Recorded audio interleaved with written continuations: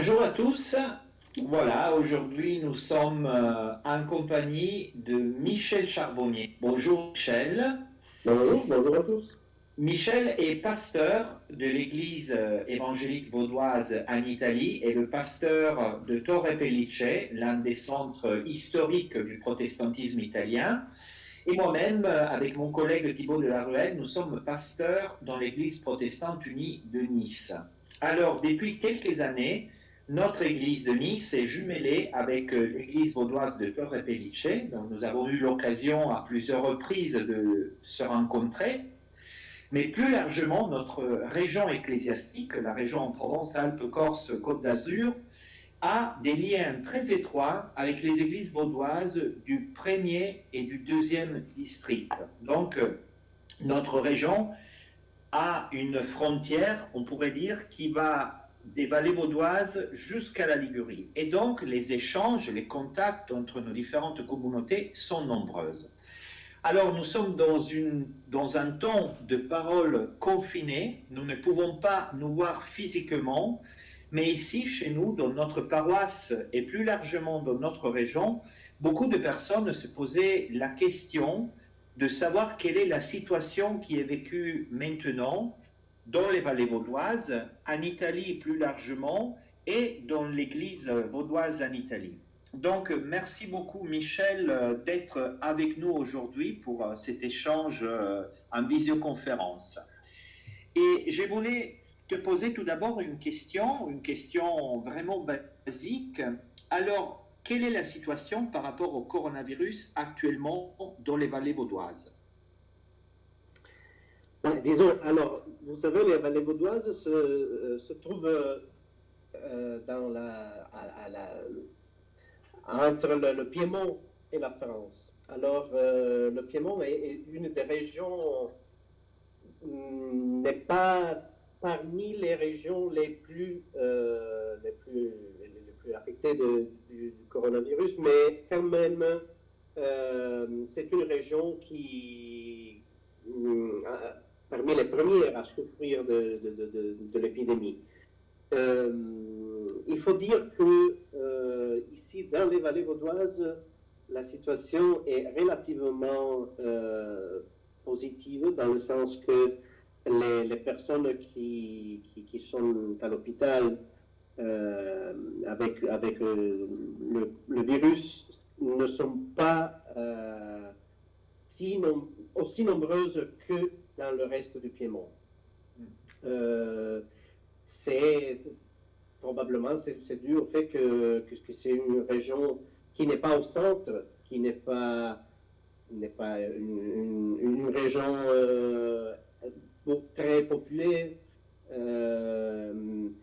C'est des vallées qui ne sont pas des vallées de lien entre le Piémont et la France, donc il n'y a pas beaucoup de passages. Il n'y a pas de train. On a vu, par exemple, dans d'autres régions d'Italie, le fait qu'il y était le train qui était le moyen de transport de milliers de personnes par jour, a fait ainsi que ces régions ont été très, très, très abattues par le virus. Ici, la situation est relativement calme et tranquille. On a quelques cas, mais pas aussi tant qu'on pourrait les avoir. Voilà. Merci beaucoup. Et du point de vue de la diaconie de l'église vaudoise, parce que dans les vallées, il y a ce que les Français appellent les EHPAD, donc des maisons de retraite. Je pense à Rifugio Carlo Alberto, l'Asilo dei Vecchi et d'autres institutions. Alors, quelle est la situation dans ces maisons de retraite de la diaconie vaudoise? Oui, ces lieux sont les lieux qui nous apportent le plus de préoccupation, de crainte, parce qu'on sait très bien que si le virus rentre dans ces lieux, ça va être un dégât. Heureusement, tous ces lieux soit ceux liés à la diaconie vaudoise, soit ceux liés à d'autres organisations catholiques ou statales, ont été fermés très, très, très rapidement au début de l'épidémie. Et donc, et avec des mesures très, très, très fortes. Ça fait ainsi que, bon, il y a beaucoup de parents qui ne peuvent pas voir les personnes qui vivent là. Ben c'est dur, c'est clair. Même les personnes qui travaillent dans ces lieux sont sont exposées à une pression très forte, point de vue psychologique, point de vue d'heures de travail, parce que les bénévoles ne peuvent plus rentrer, les parents ne peuvent plus rentrer, et donc c'est tout sur les épaules des employés, des structures. Et donc, bon, le poids est très fort pour eux, mais ces mesures très, très restrictives ont fait ainsi que, pour le moment,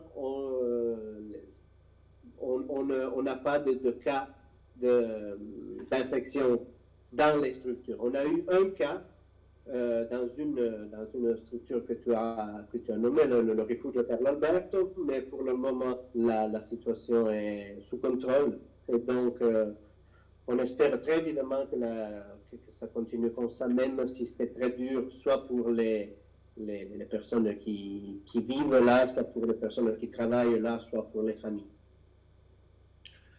Et oui, et ce que tu dis, ça me touche parce qu'effectivement, mon père est aussi dans une maison de retraite, mais à côté de Turin. Et il est vrai qu'en Italie, les maisons de retraite, ils ont été confinés très vite, même avant le confinement national, parce que de la maison de retraite de mon père, ils m'ont téléphoné au moins 10 jours avant le confinement, me disant qu'il n'y avait plus de visite. Et c'est vrai que de ce point de vue-là, il y a eu des mesures qui ont, à mon avis, évité que l'épidémie devienne encore plus dure et plus difficile. Et du point de vue donc des personnes migrantes qui sont prises en charge par la diaconie de l'Église vaudoise, je sais que dans les Valais, il y en a une partie. Je pense à Villa Hollande, je crois, ou à d'autres endroits. Alors, quelle est la situation parmi ces personnes? Comment ils vivent le confinement compte tenu de leur état et de leur situation particulière? Bon, alors, pour ce que je peux savoir, parce que voilà, le confinement fait ainsi que les contacts sont très très raides, mais pour ce que je peux savoir, bon,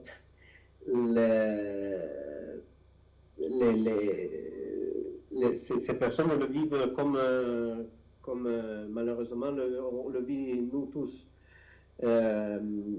Heureusement, je sais que la diaconie vaudoise a, depuis quelques semaines déjà, fait partir des projets de soutien, d'assistance pour ces personnes, une aide psychologique.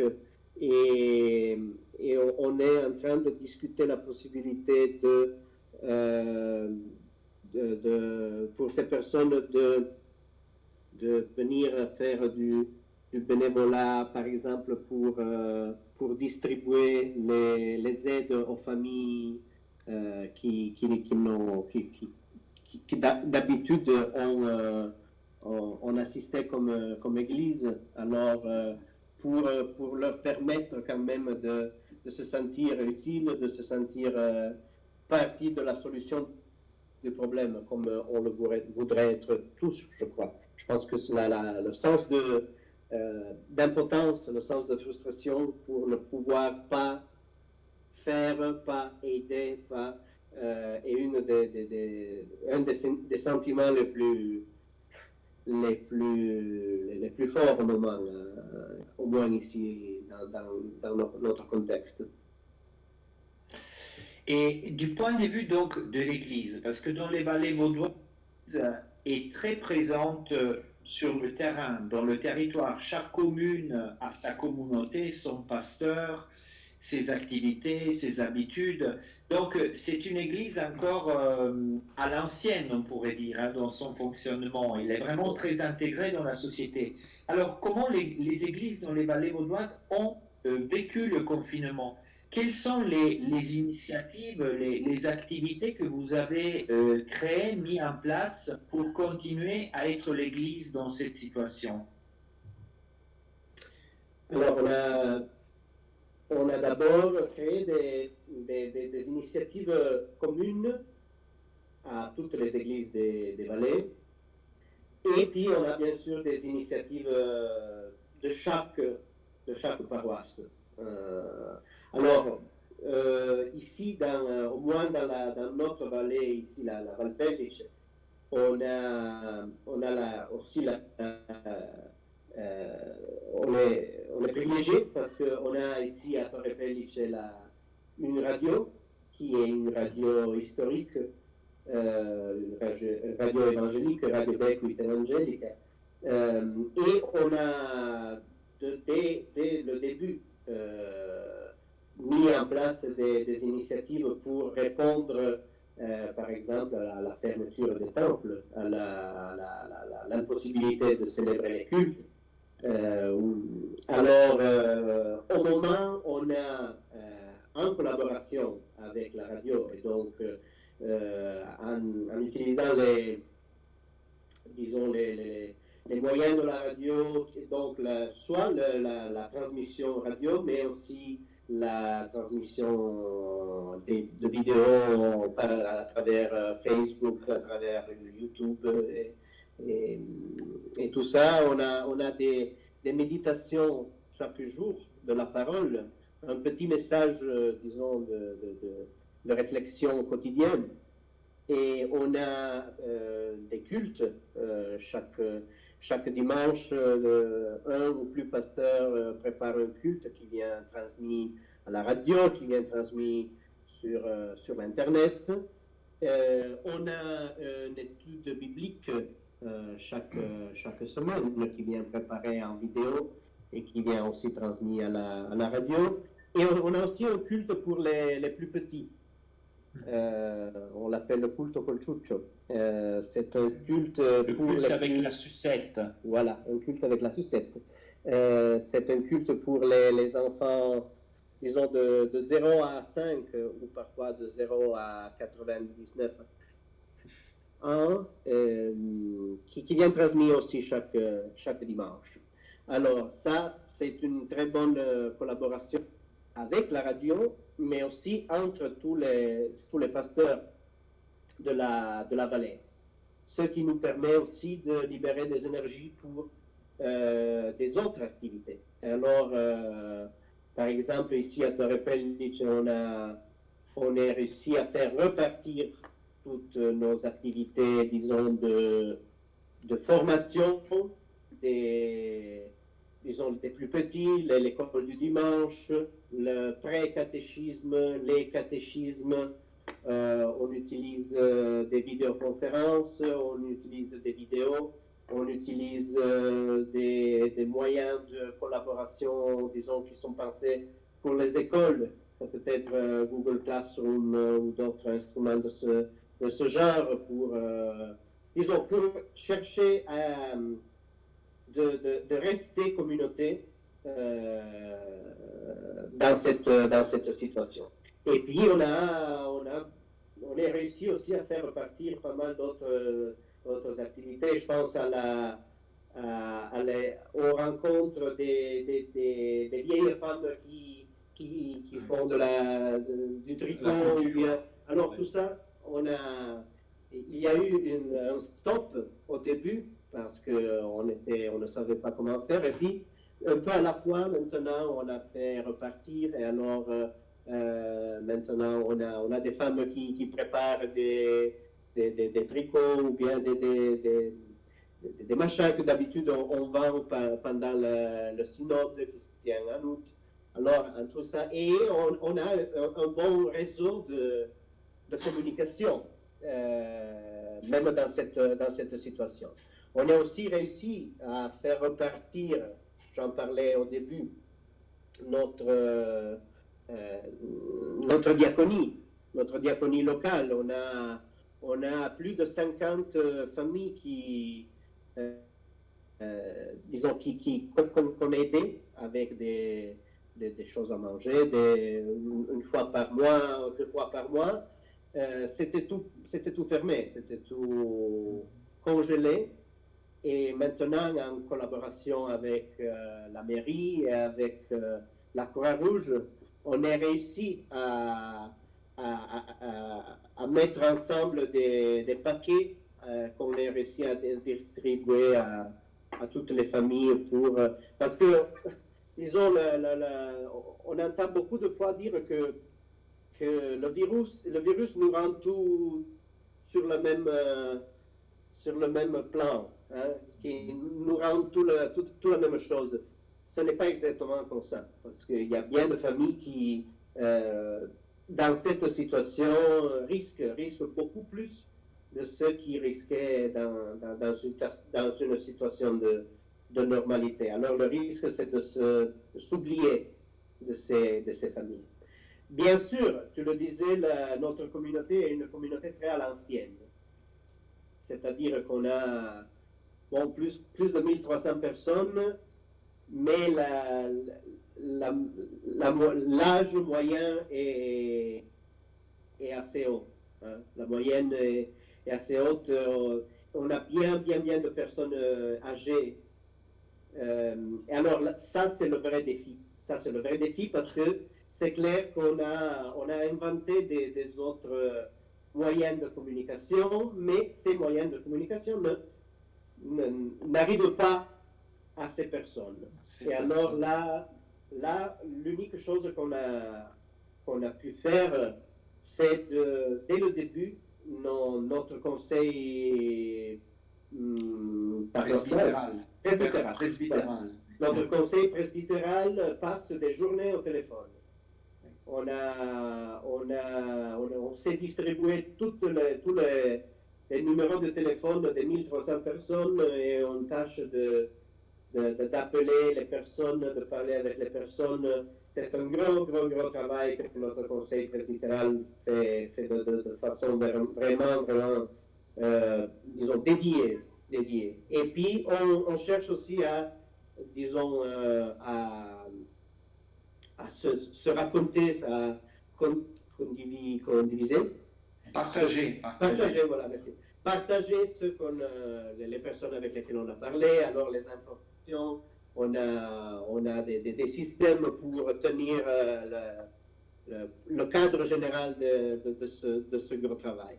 Parce que c'est clair que dans une communauté à l'ancienne, il y a beaucoup de personnes qui n'utilisent pas WhatsApp, qui n'utilisent pas Internet, Facebook, et donc ces personnes-là risquent de se sentir très isolées. Et on veut faire sentir la présence de l'Église, on veut continuer à rester communauté aussi, avec eux aussi. Et je voulais te poser une question. Est-ce que tu penses que cette crise inédite, parce que pendant que tu parlais, je me disais, mais finalement, dans les vallées vaudoises, comme ici aussi, c'est la première fois depuis les persécutions ou les guerres de religion en France qu'on ne peut pas faire le culte, ce qui est que nos églises sont fermées. Alors bien sûr, les églises catholiques aussi, tous les lieux de culte. C'est une situation inédite. Et dans notre église, la période du mois de mars était traditionnellement la période des assemblées d'église. Et on a dû tout annuler. Et même notre synode national, donc qui est l'équivalent de votre synode au mois d'août, mais chez nous c'est au mois de mai, a été reporté au mois d'octobre. Donc on a vraiment vécu une situation inédite. Et je voulais savoir si pour toi, cette situation, une fois qu'on sera sorti de cette situation, est-ce que l'Église sera toujours la même? Est-ce qu'elle va continuer de fonctionner de la même manière, à ton avis? Bon, la première réponse, c'est ça dépend du Seigneur. La deuxième réponse, c'est oui, j'espère. Je suis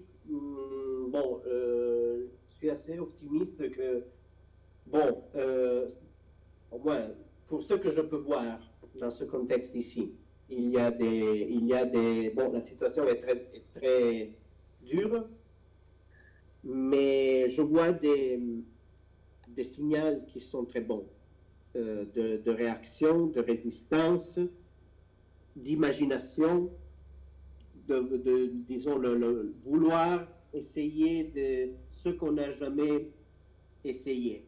Même dans un contexte qui, bon, traditionnellement est très signé par on n'a jamais fait cela, donc ce n'est pas le cas de le faire. Bon, dans ce moment, dans cette situation, il y a une très forte disponibilité à se mettre en jeu, à essayer des nouveautés, même si c'est des choses que jusqu'à hier, on pensait que ce n'était pas le cas, que c'était pour les jeunes, etc., etc., etc. Et donc ça, je pense que ça peut être disons, une occasion pour découvrir du potentiel qu'on n'avait jamais considéré. Parce qu'on avait l'impression de ne pas en avoir besoin. Alors, je pense par exemple à la communication. On s'est dit beaucoup de fois que notre communication dans notre paroisse de Torre Pellice était très limitée parce qu'on n'avait que 2 moyens de communication. Un petit journal paroissial qui venait produire chaque 2 mois, donc pas 2 semaines, 2 mois, et les communications à l'église, le dimanche, du pulpit. Et on se disait, bon, il faudrait peut-être penser que ce genre de communication arrive à une certaine typologie de personnes, mais pas à d'autres. Les jeunes peut-être ne lisent pas si fréquemment le journal de la paroisse, etc. Et on n'avait jamais considéré que ça pouvait être une priorité. Et voilà, maintenant, on ne peut plus aller à l'église et on ne peut plus produire le journal. Parce que même la Poste nous a prié de ne pas lui demander de distribuer 1300 jours. Et donc, du coup, tout à coup, on a été privé de moyens de communication traditionnels. Et alors ça nous a porté à réfléchir, ça nous a porté à organiser, à trouver des nouveaux moyens de communication.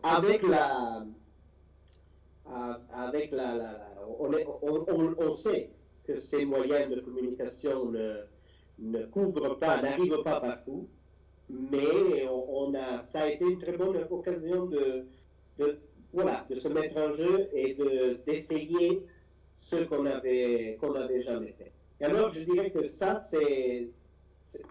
j'espère que ça, qu'il puisse porter des choses qui vont rester même après la fin de l'émergence, voilà.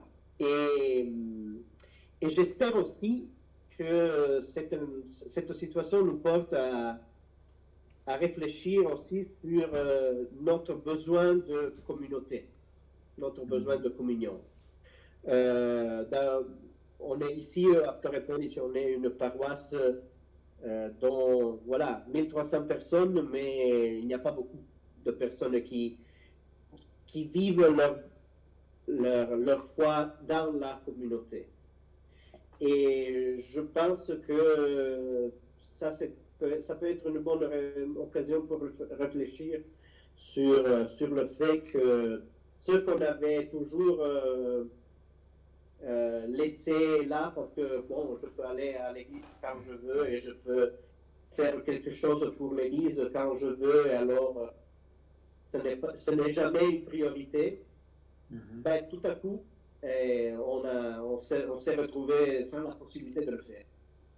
Et peut-être ça va nous faire sentir aussi le besoin qu'on a de cette communion, de se sentir communauté.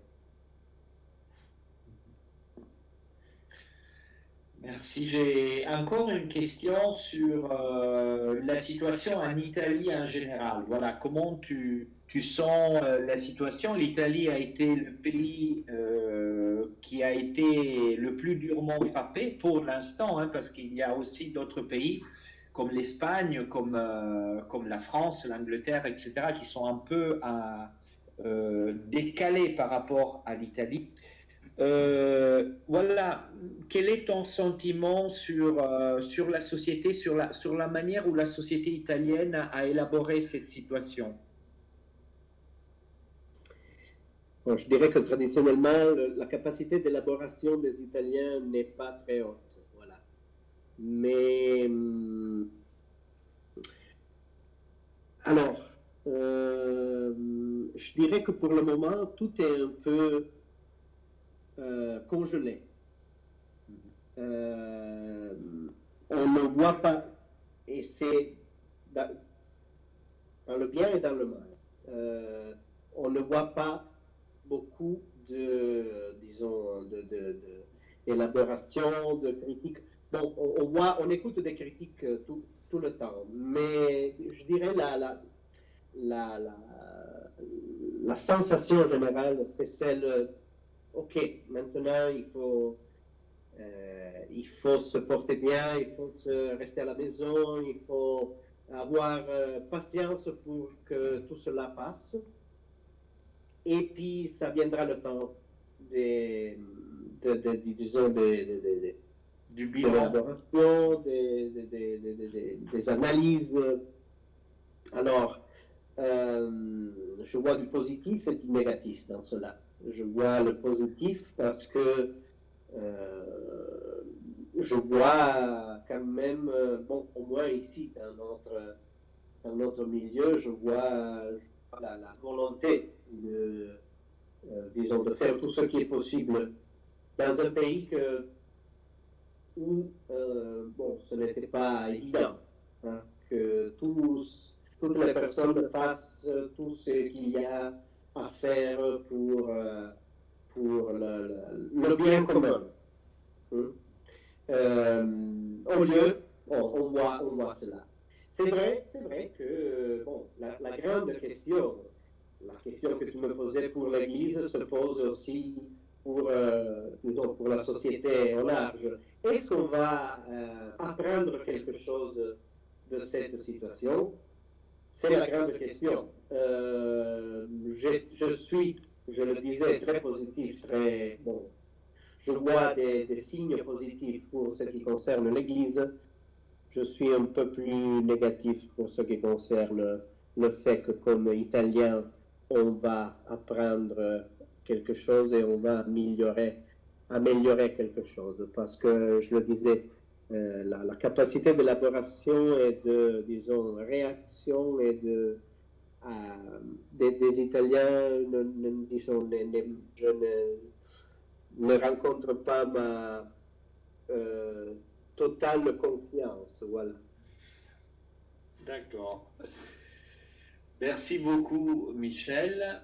Merci. Alors, avec Thibaut, mon collègue, hein, déjà, nous voulons exprimer à ta communauté de histoire toute notre amitié fraternelle à ce moment. Bien que confinés des deux côtés de la frontière, on a des liens de communion fraternelle qui sont solides.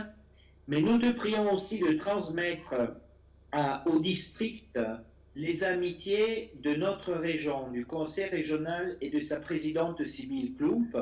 Tu sais que quand il y a les conférences du district et les synodes régionaux chez nous, il y a toujours des délégués qui s'échangent, il y a historiquement des échanges.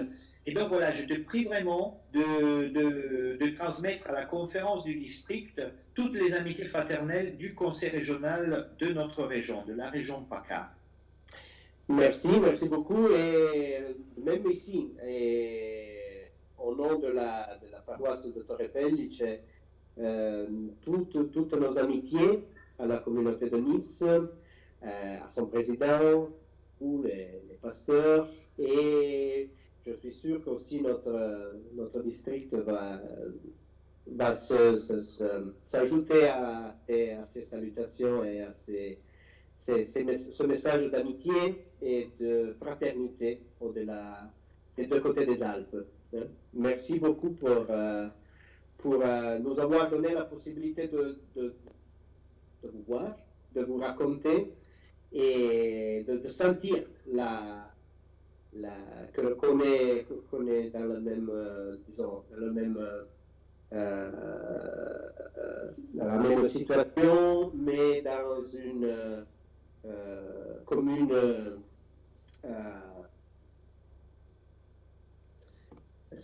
dans un commun sentiment de confiance et de solidarité. Merci. Merci beaucoup. Merci Michel et merci à vous tous d'avoir suivi cette vidéo. À bientôt. À bientôt.